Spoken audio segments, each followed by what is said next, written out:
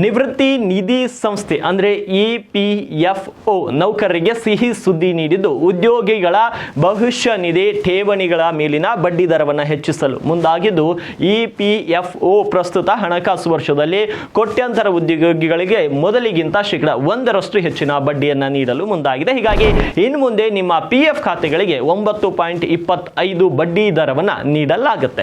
ಕಳೆದ ವರ್ಷ 2024-25 ಹಣಕಾಸು ವರ್ಷಕ್ಕೆ EPF ಹಣಕ್ಕೆ ಸರ್ಕಾರ ಶೇಕಡಾ 8.25 ವಾರ್ಷಿಕ ಬಡ್ಡಿಯನ್ನು ಪ್ರಕಟಿಸಿತ್ತು. ಉದ್ಯೋಗಿಗಳ ಭವಿಷ್ಯ ನಿಧಿ ಖಾತೆಗಳಿಗೆ 8.15 ಬಡ್ಡಿ ದರವನ್ನು ಘೋಷಿಸಿತ್ತು. ಅದಕ್ಕೂ ಹಿಂದಿನ ಆರ್ಥಿಕ ವರ್ಷ 2022ರಲ್ಲಿ ಶೇಕಡಾ 8.10 ಬಡ್ಡಿಯನ್ನು ನೀಡಿತು. ಆದರೆ ಈಗ ಏಕಾಏಕಿ ಒಮ್ಮೆಲೆ ಶೇಕಡಾ 1% ಏರಿಸಿದ್ದು 7 ಕೋಟಿ EPFO ಚಂದಾದಾರರಿಗೆ ಇದೀಗ ಗುಡ್ ನ್ಯೂಸ್ ನೀಡಿದೆ.